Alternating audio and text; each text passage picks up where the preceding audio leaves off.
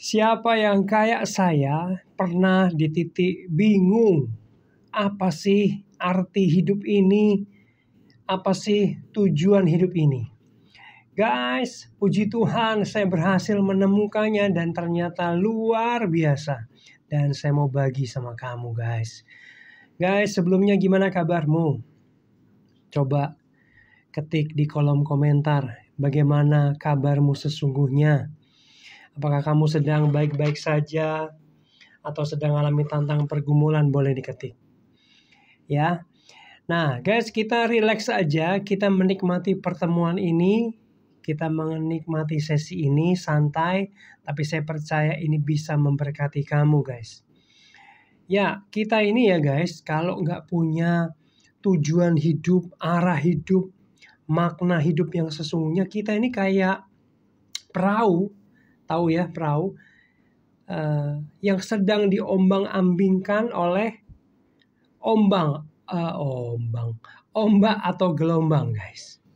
Kita nggak tahu di tengah laut mau kemana, kanan, kiri, belakang, ya, dan lain sebagainya. Tapi hari ini kita akan belajar, guys.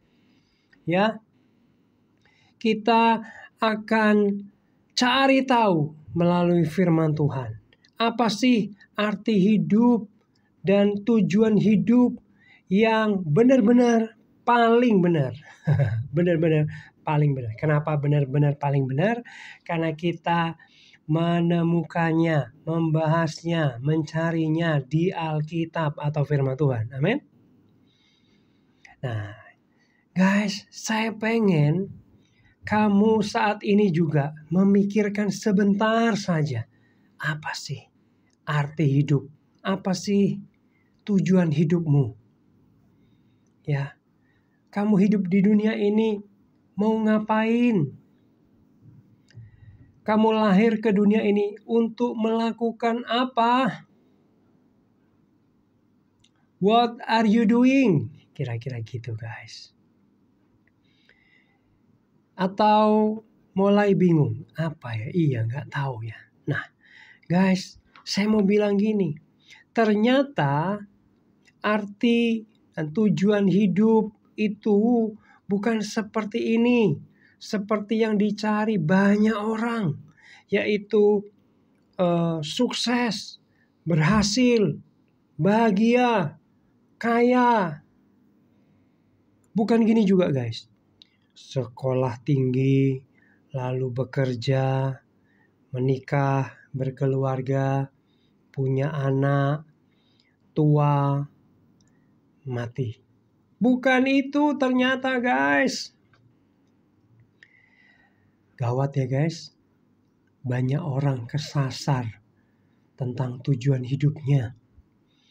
Dia mengejar yang gak tepat, dia mengejar yang salah. Saya mau bilang, kalau mengejar tujuan hidup yang salah, saya khawatir hidupnya sia-sia. Setuju dengan saya? Ya. Mari guys, kita akan buka Alkitab kita. Kita mau temukan di firman Tuhan. Apa arti hidup dulu ya? Kolose 1 ayat 16. Karena di dalam dialah telah diciptakan segala sesuatu yang ada di sorga dan yang ada di bumi, yang kelihatan dan yang tidak kelihatan, baik singgasana maupun kerajaan, baik pemerintah maupun penguasa. Perhatikan ini, segala sesuatu diciptakan oleh Dia dan apa? Untuk Dia. Untuk Dia. Nah, guys, makna daripada hidup ini ternyata bukan untuk saya, bukan untuk aku, bukan ke dalam nih, guys. Tapi ternyata ke atas untuk Tuhan. Kenapa? Karena tadi dikatakan gini, Dia yang menciptakan segala sesuatu. Dia yang menciptakan kita. Artinya dia pemilik hidup kita. Makna atau arti hidup kita ini adalah hiduplah untuk penciptamu. Katakan amin. Nah gini kira-kira contohnya. Kamu tahu mikrofon di depan saya ini? Mikrofon ini arti hidupnya adalah dia digunakan untuk penciptanya yaitu manusia. Mikrofon ini makna hidupnya, arti hidupnya bukan untuk dirinya sendiri. Amin. Tetapi arti hidupnya adalah untuk Tuhan yang menciptakan dia. Kalau mic untuk manusia yang menciptakan dia. Untuk apa? Untuk merekam suara, untuk menerima suara, dan lain sebagainya. Amin. Demikian juga dengan hidup kita, guys. Kita diciptakan oleh Allah ya untuk Allah. Bukan untuk kita, bukan untuk saya, bukan untuk aku, ya, bukan untuk keberhasilanku, bukan untuk kesuksesanku, bukan untuk kebahagiaanku, tapi lebih dari itu semua untuk pencipta kita, guys. Agak nggak enak ya, tapi itulah kebenarannya. Kalau kita mau tepat sasaran. Tapi jangan khawatir guys. Ada hal yang luar biasa nanti. Ya, jadi saya mau bilang gini. Arti hidupmu bukan untuk kamu, bukan untuk kamu, dan bukan untuk kamu.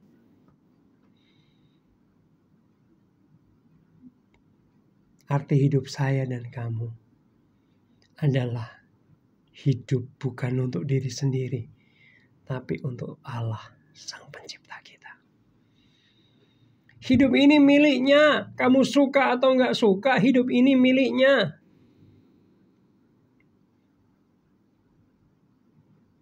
Karena dia pembuatnya, karena dia penciptanya.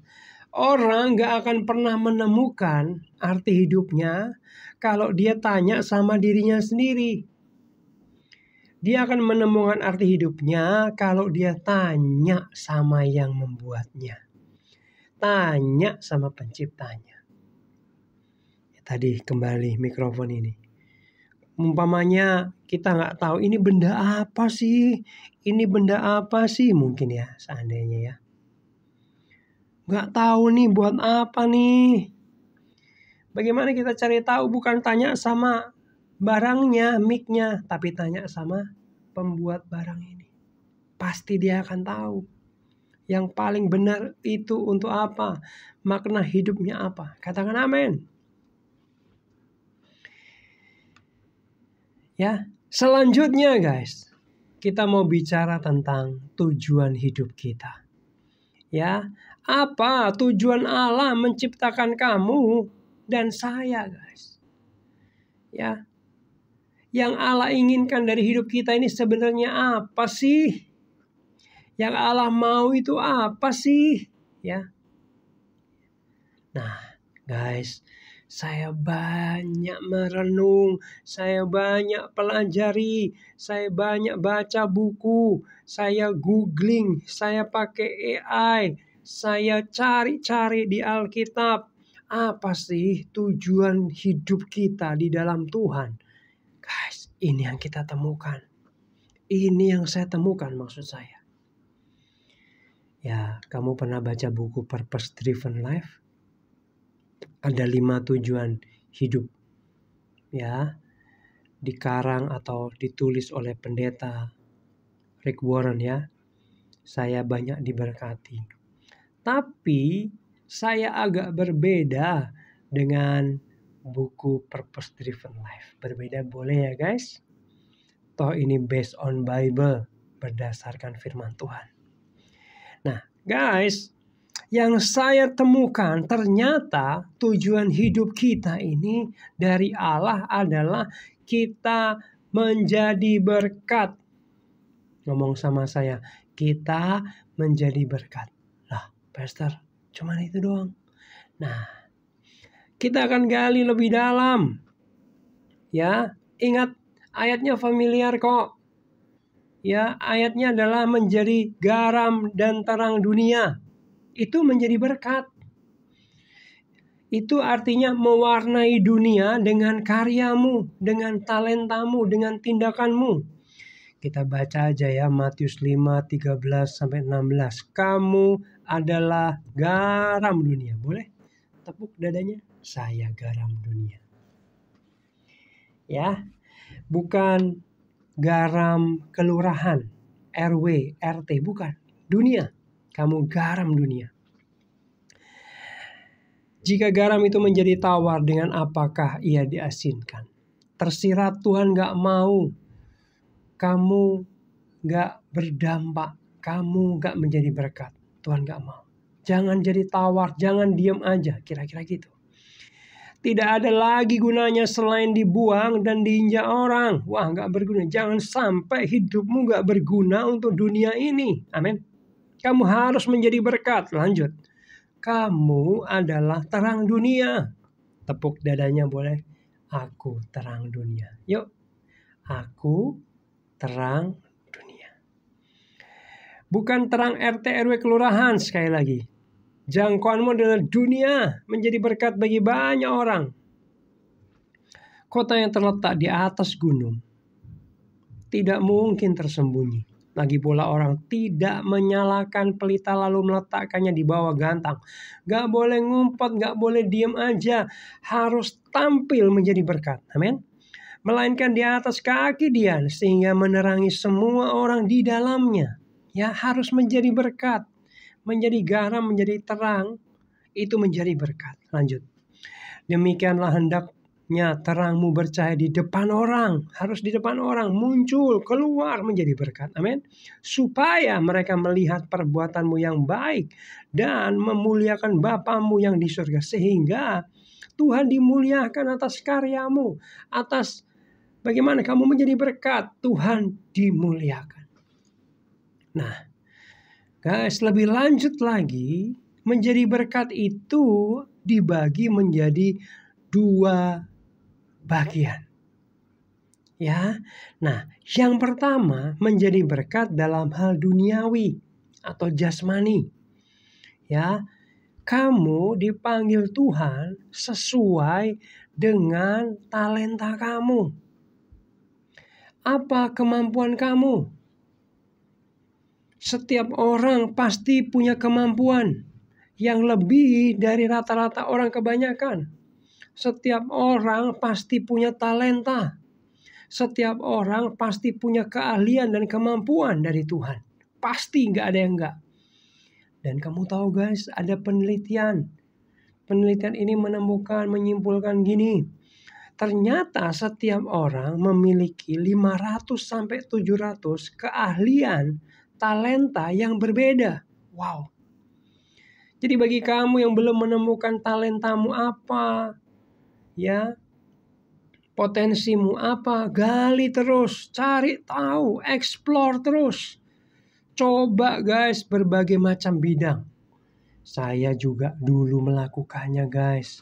Saya bingung mau jadi apa kan.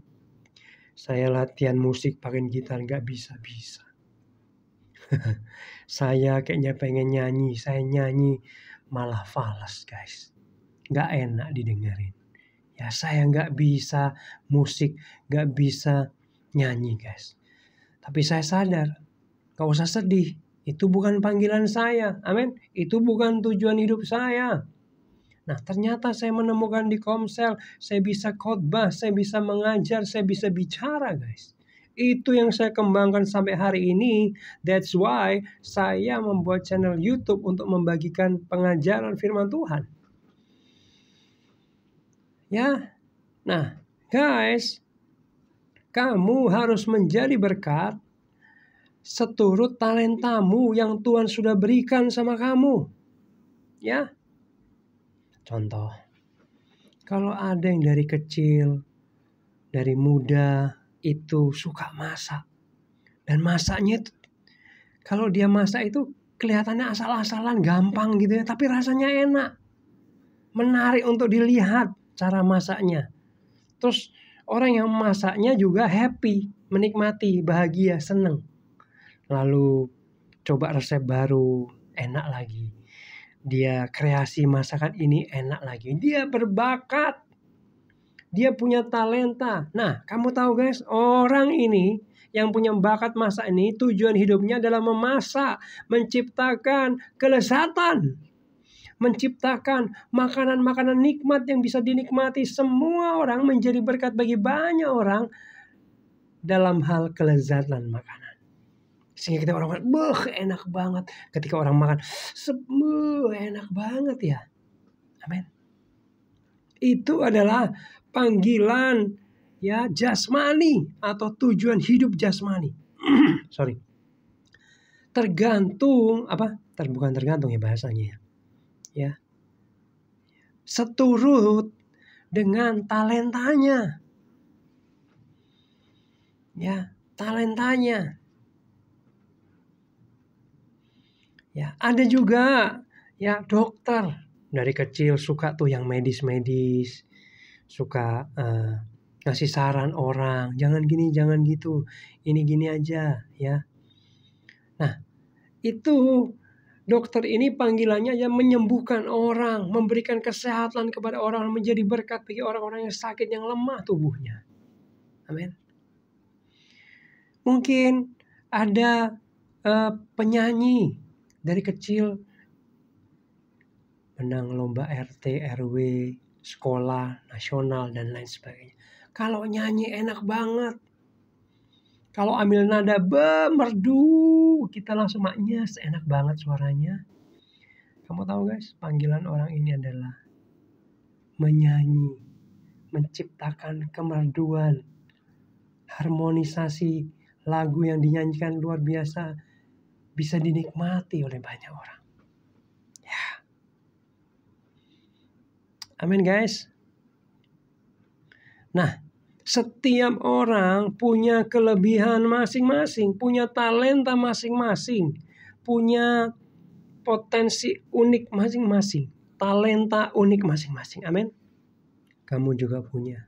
Ya, kamu juga punya. Kamu pasti punya. Jangan bilang gak punya. Ciri-cirinya gini guys. Ada passion di dalam dirimu. Ada ketertarikan. Ada gairah untuk melakukan bidang itu. Nah, dulu dari kecil guys, saya tuh lihat pendeta khotbah itu seneng guys. Pendeta khotbah ini gayanya gini ya. Oh, dia ambilnya gini ya. Dia masuknya gini. Oh, dia closingnya gini, ngajaknya gini ya. Oh, nadanya tinggi, nadanya rendah. Oh, dia jalan ke sana, jalan ke sini. Oh, saya seneng banget guys. Ternyata itulah ketertarikan saya, itulah karunia saya, talenta saya, dan hari ini saya melakukannya. Amin. Kalau kamu melakukan itu, bidang itu kamu happy, kamu sampai kadang-kadang lupa waktu. Nah, itu ciri panggilanmu guys. Amin. Ya. Oke. Selanjutnya yang kedua adalah tujuan hidupmu adalah menjadi berkat dalam bidang, dalam hal kerohanian. Kalau tadi jasmani, sekarang rohani. Dan bidang kerohanian ini nilainya, saya berani bilang, lebih tinggi, lebih mulia daripada hal jasmani. Kenapa? Karena menjadi berkat dalam bidang rohani itu bersifat kekal guys. Kalau kamu menjadi berkat dalam bidang jasmani seperti menjadi koki, melukis, ya itu umurnya hanya yang ada di dunia ini aja, sementara. Tapi ketika menjadi berkat rohani, contoh kamu memberitakan Injil, maka itu ketika orang mendengar dan menerima Yesus, hidupnya diselamatkan. Betul? Hidupnya diselamatkan, dipindahkan dari maut kepada kekekalan surga selama-lama-lamanya guys. Nah, tahu nggak, berkat atau menjadi berkat rohani itu adalah amanat agung Yesus. Amanat apa? Amanat spesial, amanat agung. Bukan amanat biasa-biasa aja. Perintah agung, perintah sakral. Kenapa saya bilang gitu? Karena perintah memberitakan Injil itu adalah perintah terakhir Yesus. Terakhir itu bisa menjadi sakral. Ingat ketika orang mau wafat, dia memberikan pesan terakhir. Saya percaya pesan itu yang paling penting. Betul? Nah, apa pesan terakhir Yesus? Pesan yang paling penting dari Yesus ketika sebelum detik-detik dia naik ke surga adalah pergilah, jadikanlah semua bangsa muridku. Matius 28 ayat 19. Pergi, bersaksi, beritakan Injil, kasih tahu orang-orang ada kabar baik bahwa ada juru selamat namanya Yesus. Kamu gak perlu lagi dihukum di neraka. Ada pembebas, ada penebus dosa, ada juru selamat. Guys, saya sedih banget. Kenapa? Karena beberapa waktu yang lalu saya membuat angket polling apa polling ya? Polling ya. Melalui Google Form. Saya minta audiens saya untuk memilih 5 topik yang kamu tertarik untuk dibahas. Untuk kamu tahu lebih dalam. Saya sediakan ada 20 topik lebih. Ada perpuluhan, ada Tritunggal, ada pembahasan tentang keuangan, ya, suara Tuhan dan lain sebagainya. Yang saya sedia apa guys? Hasil dari pemilihan topik yang paling rendah yang dipilih adalah penginjilan guys. Hari-hari ini orang Kristen tidak tertarik dengan amanat agung Yesus. Guys, boleh saya tanya? Kenapa sih Yesus rela menderita luar biasa? Rela ditelanjangi, dihina sedemikian rupa, rela kesakitan yang luar biasa, dan akhirnya mati tergantung di kayu salib. Kenapa? Tahu kenapa? Karena Yesus mengasihi jiwa-jiwa. Bagaimana dengan kita? Apakah kita punya hati yang sama dengan Kristus, mengasihi jiwa-jiwa? Guys, ini adalah tujuan, saya berani bilang paling penting dari hidup kita dari Tuhan. Mandat, amanat dari Tuhan. Untuk bersaksi, memberitakan Injil guys. Menyelamatkan orang-orang. Ini lebih mulia dari menjadi berkat jasmani. Amin. Tahu nggak guys, satu aja jiwa diselamatkan, terima Yesus, Alkitab bilang, seisi surga bersorak-sorai merayakannya guys. Oh my God. Jadi boleh nggak saya simpulkan bahwa satu jiwa itu berharga di surga, di hadapan Allah sangat berharga. Amin guys. Ya mungkin ada yang bilang dari kamu seperti ini, Kak Jim, saya takut bersaksi, nggak tahu caranya. Saya maulah tapi gimana caranya? Nah, guys, dengar baik-baik. Kamu hanya butuh mau atau tidak saja. Kalau kamu mau, nanti Tuhan yang pakai kamu. Amin. Guys, kamu tahu nggak? Roh Kudus di dalam kamu itu ternyata juga punya kuasa memberitakan Injil dan bersaksi, guys. Ya, jadi ada paketnya. Roh Kudus itu memiliki kuasa. Salah satunya adalah kuasa memberitakan Injil. Nah, gini guys. Kalau kamu mau, nanti minta Roh Kudus yang bekerja. Ada kesaksian unik guys. Saya punya teman pemalu. Ngomong itu lidahnya berat, sedikit agak gagap. Ya. orangnya tertutup gitu kira-kira. Lalu dia bilang gini, Tuhan, Engkau tahu keadaanku dan kelemahanku. Pemalu, susah untuk bicara, introvert. Tapi aku mau dipakai Tuhan untuk memenangkan jiwa. Roh Kudus pakai aku ya. Amin. Dia berdoa seperti itu, dan apa yang terjadi guys? Satu kali dia seperti didorong, digerakkan oleh Roh Kudus untuk putar audio khotbah guys. Di rumahnya. Dikencengin. Dia pilih tema-tema tentang keselamatan. Dia sudah tahu isi khotbahnya apa. Dia putar itu bukan untuk dirinya, tapi untuk siapa? Orang yang ada di rumah, yaitu pembantunya, asisten rumah tangganya guys. Ketika asisten rumah tangganya sedang setrika, cuci baju, bersih-bersih rumah, kencengin. Yesus adalah juru selamat. Yesus penebus dosa-dosamu. Serahkan dirimu sama Yesus. Setiap hari diputerin guys, kencang-kencang. Kamu tahu guys apa yang terjadi?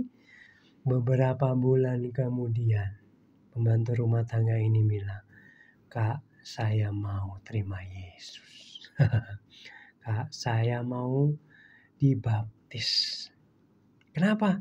Karena saya dengar ternyata ada juru selamat ya, namanya Yesus. Aku percaya Yesus supaya diselamatkan. Oh my God, saya mau tanya, yang hebat siapa? Apakah orang itu? Enggak, orang itu biasa aja. Yang hebat Roh Kudus yang bekerja di dalam dirinya sehingga dia memenangkan jiwa. Guys, jadi pertanyaan saya bukan bukan mampu atau tidak, tetapi mau atau enggak dipakai Tuhan. Sekali lagi, kalau kamu mau, maka Tuhan akan pakai kamu. Tuhan akan bekerja, katakan amin. Dan jangan kaget, satu kali nanti kamu memenangkan jiwa untuk Tuhan. Saya ngalami, saya juga kaget, saya bisa ya. Terlebih waktu saya belum sekolah Alkitab, saya nggak tahu apa-apa, tapi saya dipakai Tuhan memenangkan jiwa. Nanti lain kali saya ceritain ya. Oke guys. Nah, guys, ini endingnya ya.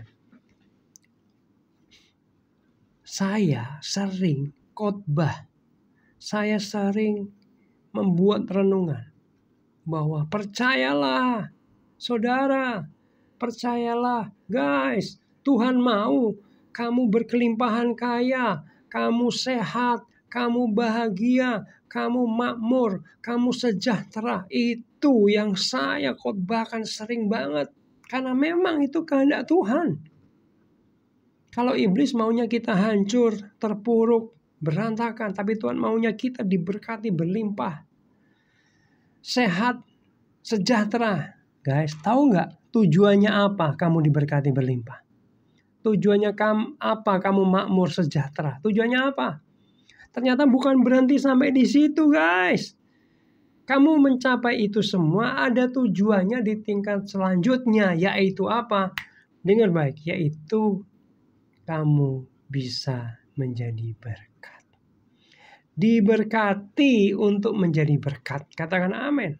Jadi gini, Tuhan sudah menyediakan segala sesuatu, yaitu berkat berkelimpahan, kekayaan, kemakmuran, sejahtera buat kita untuk kita terima nikmati. Ya, melalui karya salibnya kita menerima itu semua. Lalu ada tujuannya tadi, tujuan besarnya yaitu menjadi berkat. Kenapa? Karena gini guys. Bagaimana kamu bisa mengunjungi orang yang sedang sakit, kamu doakan, kamu berkati, berikan penghiburan dan kekuatan, sementara keadaan kamu jalan aja susah, tubuhmu masih sakit belum disembuhkan. Bagaimana bisa kamu datang ke orang miskin, kasih uang buat kehidupannya, buat nyambung dapurnya, buat nyambung hidupnya, kasih makan mereka, sementara kamu sendiri kekurangan. Benar? Makanya prinsip saya yang pegang firman Tuhan adalah terima anugerah, kelimpahan, berkat, sejahtera. terima. Lalu setelah kamu penuh, bagikan itu. Lakukan tujuan hidupmu ilahi dari Tuhan menjadi berkat. Amin. Jadi kamu bisa bilang gini, Tuhan, Engkau harus berkati aku berlimpah-limpah supaya aku bisa menjadi berkat. Sekali lagi saya mau bilang, Tuhan gak mau kamu pas-pasan, sekedar cukup. Kenapa? Karena cukup hanya pas untuk diri kamu sendiri. Tetapi Yohanes 10:10, Yesus datang untuk memberi kelimpahan. Limpah itu luber. Luber itu bisa dibagikan ke orang lain dan menjadi berkat. Katakan amin. Jadi guys, kalau teologi kemakmuran mengajarkan untuk kaya, sehat, limpah, berhenti sampai dirimu, itu salah. Tapi ternyata lebih tinggi dari itu semua. Ada tujuannya supaya kamu menjadi berkat. Amin.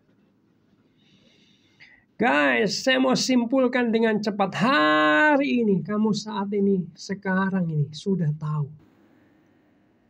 Yaitu arti hidup kamu. Bukan bicara tentang kamu. Bukan guys. Tapi arti hidupmu adalah untuk Tuhan. Hidupmu itu loh guys, untuk Tuhan. Untuk pencipta kamu. Untuk yang membuat kamu itu hidupmu. Amin. Lalu yang kedua, tujuan hidupmu apa sih? Tujuan hidupmu adalah menjadi berkat. Jasmani dan rohani. Jasmani menjadi berkat sesuai talentamu, bakatmu. Ya, mungkin saya tambahin. Kalau kamu bakat main bola. Supaya orang lihat, wah gocekannya mantap. Orang terhibur, senang. Kan di stadion banyak orang loncat-loncat, senang banget kalau permainan ini bagus, betul? Terhibur, betul? Kalau kamu jagonya main basket yang bagus. Kamu kenal Dennis Rodman yang sudah pensiun, anak basket pasti tahu. Dennis Rodman itu kalau masalah poin dia kalah sama Michael Jordan, Kobe Bryant ya. Kalah dia. Tapi tahu? Dia itu jagonya apa? Rebound. Dia dilahirkan tujuan hidupnya untuk ngerebut bola, rebounding. Dia itu mendapatkan gelar rebounder terbaik 5, 6 atau 7 kali berturut-turut NBA guys. Oh my God. Jadi tujuan hidupnya itu. Ya, hari ini dikenal dari rebounder terbaik sepanjang masa. Asik. Ya, itulah tujuan jasmani hal-hal duniawi. Tapi yang kedua, tujuan rohani menjadi berkat. Memenangkan jiwa, bersaksi, beritakan kabar baik. Ya, penelitian menunjukkan strategi penginjilan yang paling berhasil adalah pertemanan guys, bukan KKR kesembuhan ilahi, bukan ibadah, ya, tapi pertemanan, bersaksi. Aku pernah ngalamin gini, Tuhan Yesus tolong aku. Kamu mau kenal Tuhan Yesus? Kira-kira gitu. Kadang-kadang kita nolong orang, perhatiin orang, doain orang, orang bisa terbuka hatinya terima Yesus. Minta sekali lagi pimpinan Roh Kudus. Kayak kesaksian teman saya tadi. Maka kamu akan dipakai Tuhan. Amin. Kalau kamu bisa juga opsi yang lain guys. Kamu ada uang.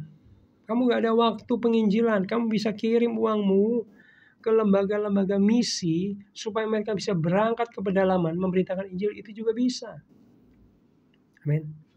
Banyak cara berdoa ya, tanya Roh Kudus apa yang harus dilakukan. Guys, saya mau tutup dengan doa, mendoakan kamu, boleh?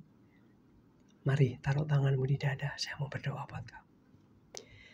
Bapa, dalam nama Yesus hamba berdoa Tuhan, biar renungan firman yang baru saja disampaikan itu benar-benar memberkati mereka yang mendengar ini. Teman-teman yang menyaksikan ini, mereka hari ini tahu arti hidup mereka, makna hidup mereka, dan tujuan hidup mereka. Biar mereka nggak diombang-ambingkan ya Tuhan. Mereka tahu tujuan mereka dengan jelas. Mereka menghidupinya sesuai dengan kehendak Tuhan. Dan biar hidup mereka kembali kepada destininya, yaitu hidup untuk Tuhan. Hidup untuk penciptanya. Di dalam hidup untuk Tuhan ada hidup yang memuliakan Tuhan. Hidup yang menyenangkan Tuhan. Oh, terima kasih Roh Kudus. Bantu setiap mereka untuk hidup sesuai dengan tujuan hidup yang Kau kehendaki. Terima kasih Tuhan. Dalam nama Yesus semua yang percaya katakan amin. Guys, boleh nggak bagikan video ini kepada teman-teman kamu, WhatsApp group, supaya mereka juga diberkati. Amin. God bless you guys.